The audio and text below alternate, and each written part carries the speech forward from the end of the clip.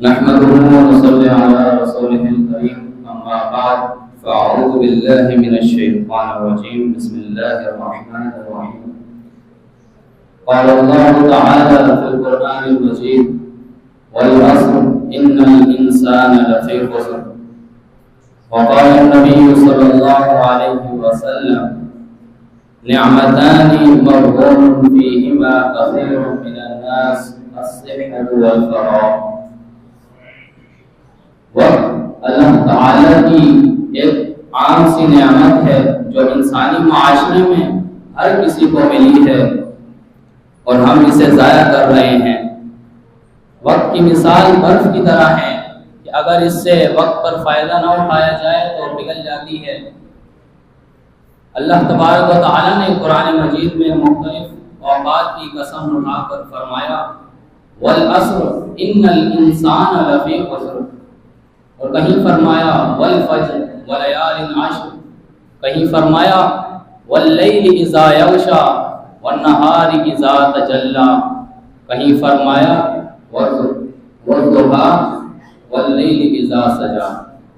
اللہ تعالیٰ نے وقت کی اہمیت کو واضح کرتے ہوئے فرمایا اے انسان وقت کو ضائع نہ کر، وقت کی اہمیت کو سمجھ، وقت کو ضائع نہ کر، وقت کی اہمیت کو سمجھ، تجھے اپنی زندگی کے ایک ایک لمحے کا حساب دینا ہوگا۔ اسی طرح حدیث مبارکہ ہے نعمتان مغبون فیہما کثیر من الناس الصحة والفراغ، کہ لوگ نعمتوں کے بارے میں، دو نعمتوں کے بارے میں لوگ اکثر خسارے میں رہتے ہیں۔ وہ نعمتیں کون سی ہیں؟ نمبر 1 صحت اور نمبر 2 فراغ یعنی فارغ وقت۔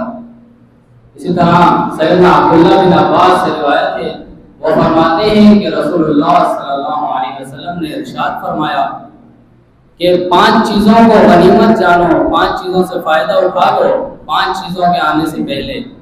وہ 5 چیزیں کون سی ہیں؟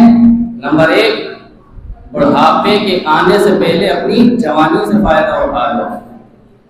نمبر 2 غریبی کے آنے سے پہلے امیری سے فائدہ اٹھا لو۔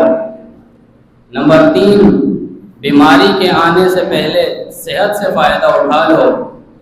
نمبر 4 مصروفیت کے آنے سے پہلے فارغ وقت سے فائدہ اٹھا لو۔